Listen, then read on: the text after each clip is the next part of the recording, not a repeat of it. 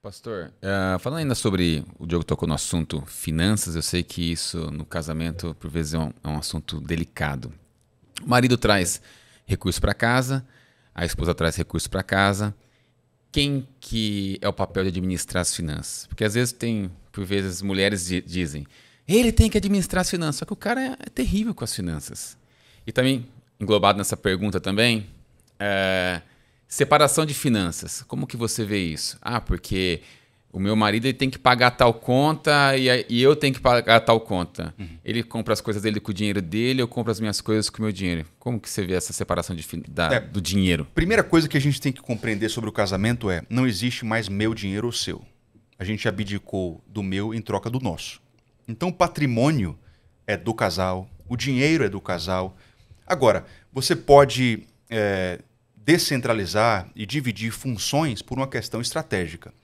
À luz da tradição cristã, a gente entende que o mais sábio e o correto é que o homem seja o líder. O homem assuma a responsabilidade pela liderança. Sim. Um líder sábio, quando ele compreende que existe um subordinado que é mais habilidoso do que ele em determinada fatia do conhecimento, ele vai descentralizar aquilo ali. Então, se o marido entende que ele é o líder, a palavra final é dele, mas que a esposa é uma melhor gerente dos recursos, né? Vamos supor, um cara que seja casado com uma contadora, com uma administradora, e o cara não sabe nem para onde vai matemática.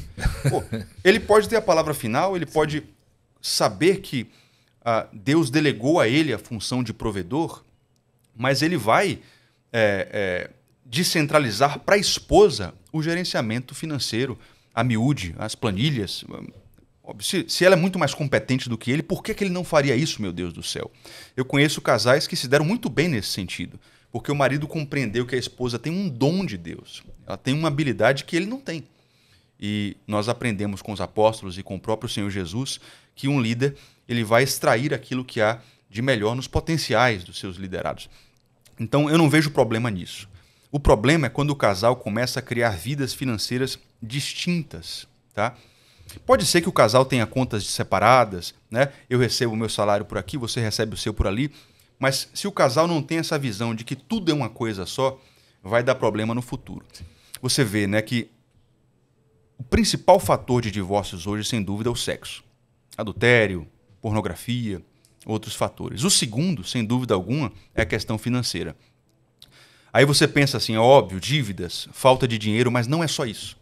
Se você vê países como Noruega, Dinamarca, países com IDH absurdamente alto, você vai ver que até nesses países os divórcios têm a ver com dinheiro. Aí você se pergunta por quê? Lá não tem endividados? Lá não tem desempregados? Lá todo mundo tem uma vida muito confortável? Por que um casal separaria por causa de grana? A resposta é a seguinte: o marido está construindo uma vida pessoal, particular. O dinheiro é dele, a profissão é dele, ele tem um network. A mulher está construindo a vida particular dela. Ela tem uma conta bancária, ela tem uma profissão, ela tem um network. Eles estão criando castelos distintos. Na primeira briga, cada um pensa assim, poxa, não preciso dele. Eu tenho o meu dinheiro, ele tem o dinheiro dele, vamos cada um para o seu lado. Sim. Então, eu acho que a raiz do problema nas finanças dentro de um casamento é a individualidade. Reside no egoísmo. Quando o cônjuge pensa assim, isso aqui é meu e isso aqui é seu. Aí o problema já entrou. Uhum. Porque na primeira discussão, Satanás vai colocar no coração de ambos a possibilidade de divórcio, porque não existe cumplicidade financeira. Então, para que ficar junto? Então, o casal que compreende essa unidade, esse companheirismo, esse vínculo financeiro que existe em tudo que eles estão construindo, é um casal que tende a ficar muito mais tempo juntos. É por isso que eu sempre recomendo aos namorados, aos noivos, que desde o início construam metas patrimoniais e financeiras. Sim. Metas de médio prazo, metas de longo prazo. Onde é que a gente vai estar querendo morar daqui a 5 anos? Né? O que é que a gente quer conquistar juntos? Como é que a gente vai crescer nessa área aqui para conseguir uma vida mais confortável, para dar uma educação melhor para os nossos filhos? Se o casal consegue construir isso do zero, é muito mais fácil do que lá na frente corrigir aquilo que foi construído de forma equivocada, entendeu? Eu acho que também tem que ter esse sincronismo do casal, entendendo que tudo que eles têm são deles realmente, e não custa você compartilhar aquilo que você quer comprar. Por exemplo, ontem estava indo para a igreja, minha esposa mandou uma mensagem: amor, Preciso comprar uma panela de pressão elétrica. O que você acha? Eu pensei que fosse só minha esposa que mandasse as listinhas de compras, pô. Vocês recebem listinhas de compra no WhatsApp também? Não, e quando eu chego na portaria, o porteiro fala, ó, tem encomenda aqui pro senhor Diogo. Me chama de senhor, né? Senhor Diogo, tem encomenda. Aí eu vou lá, o que é? Um pacote da Shein, a Shopee, essas coisas aí. Não, essa semana passada, minha esposa viu no Instagram, não sei, uma mulher que ficou fascinada com a impressora 3D em casa e que ela faz várias coisas. Falei assim, amor, já pensou uma dessa em casa? Eu falei, nem pense nisso. O melhor é quando você trabalha um dia inteiro, assim, tá bem cansado. Aí quando você tá pensando em voltar para casa, chega aquela listinha, né? Passa lá, compra manteiga, 2 quilos de patinho, o desodorante. Cortar o caminho aqui. Não, em casa acontece também. Mas aí nessas questões, por exemplo, a panela R$300. Um negócio mais caro. Amor, o que você acha? A gente deve comprar? Então eu acho que isso também deve haver entre o casal. Eu não saio fazendo gastanças do dinheiro que hoje eu trabalho, porque ela está me dando suporte também em casa, então eu tenho condições de sair para trabalhar. Eu não saio fazendo gastanças sem falar com ela. Então acho que isso também tem que haver entre o casal. É importante essa comunicação, né? Claro, é sábio demais, né? E aí é que nasce a cumplicidade. O homem sábio, ele vai liderar pelo exemplo, ele vai liderar pela conversa, pelo diálogo, ele não vai sair tomando decisões desequilibradas. Tem mulher que não sabe nem quanto o cara ganha, quanto eles têm de patrimônio. Eu acho isso uma decisão muito tola da parte do homem. Sim. Porque quando você faz isso, a tendência é que a mulher não entenda aquilo como dela também. Isso vai gerar desconfiança, vai gerar uma sensação de que você está querendo construir uma vida sozinho. Né? Isso gera um muro entre vocês dois. É uma decisão tola. Eu acho que todo marido deveria compartilhar, dialogar sobre finanças e construir projeções, sonhos. Né? Nós queremos chegar lá. Nós estamos nessa situação, mas é lá que nós queremos chegar. Eu acho que isso gera uma sensação de equipe, um espírito de corpo dentro do casal, dentro da família.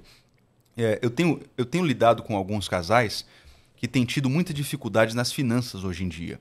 Eu percebo que, não só no Brasil, mas na maioria das nações, a gente enfrenta uma situação que tem a ver com inflação, que tem a ver com situações financeiras, que é muito desconfortável. Né? Parece que existe um sistema criado para fazer com que a gente tenha cada vez mais dificuldade de encontrar aquela tal liberdade financeira, aquela situação confortável. Talvez isso seja fruto de um plano, de um sistema que foi criado para tirar a autoridade do homem, para fazer com que os dois tenham que trabalhar absurdamente. Eu acredito que a moeda fiduciária, a moeda que está por aí hoje, gerenciada pelos governos, que os bancos centrais imprimem de forma aleatória, quanto querem, ela tem gerado uma inflação que é extremamente desgastante, principalmente para a figura masculina. Veja só que coisa, Diogo e Hugo. Quando eu tinha, 13, 14 anos, 2003, 2002, eu me lembro que eu estudava em um colégio, me lembro como se fosse hoje de colegas falando assim, cara, um desembargador ganha R$10 mil. O meu sonho é um dia conseguir ganhar R$10 mil como um desembargador. Então perceba que aquele jovem, aquele adolescente, colocou na cabeça uma referência. Meu sonho é ganhar R$10 mil. Se esse jovem trabalhou pra caramba, se esforçou, estudou, e hoje ele ganha R$10 mil, será que isso significa a mesma coisa do que R$10 mil em 2003? Nunca. Nem de perto, não é isso? Nem de perto. Quanto é que um desembargador ganha hoje? Uns 30 pau? 30, 40 mil. 40 mil? Quer dizer, isso tem um efeito psicológico. A moeda fiduciária, a inflação, o desgaste da moeda tem um efeito psicológico no homem que é devastador. Porque esse cara estudou e correu a vida inteira atrás de uma referência, R$10 mil, que hoje não significa nada. Um pai de 3 filhos hoje, 4 filhos, que ganha R$10 mil, ele não é rico, nem de perto. Não. Ele tem uma vida, talvez um pouquinho de conforto, mas com aperto. Não consegue fazer nenhuma estripulia. Exato. Nada, nenhuma extravagância. Um pai de 3 hoje com R$10 mil consegue ter um carrão, ter um apartamento de R$1 milhão? Não consegue. Não consegue. Impossível. Né? Então, eu acredito que existe algo diabólico na forma como os governos lidam com esses recursos hoje. A moeda sem lastro, ela é uma mentira. Né? Se você pode imprimir quanto papel moeda você quer, Isso significa que nós estamos na mão Sim. da decisão desses gerentes, né? E aí isso vai causar efeitos psicológicos. Isso vai causar o desgaste da autoridade do marido, porque ele nunca vai conseguir ser o provedor da casa. Sim. Talvez um ou outro que consegue ser um jogador de futebol, ou consegue ser um influenciador, né? Que faz um lançamento de 7, 8 Que dígitos. é uma ilusão. Uma ilusão. Porque você está falando de Assim, é um percentual muito 0,005% da população. Exato, porque um jovem vai ver assim, pô, Neymar consegue, eu vou conseguir também.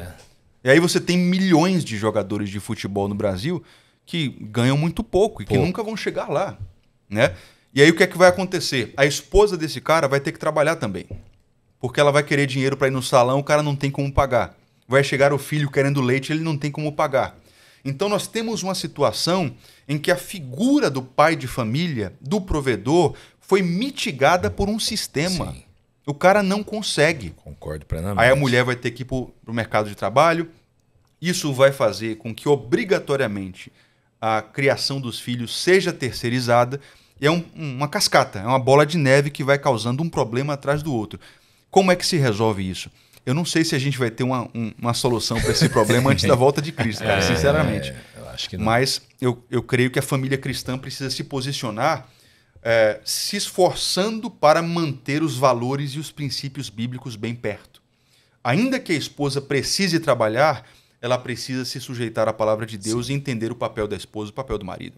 Ainda que a gente tenha que colocar o nosso filho na escola, a gente precisa entender que a escola é um auxiliar, é uma ajudadora do nosso papel. A educação real não acontece lá, acontece em casa. Sim.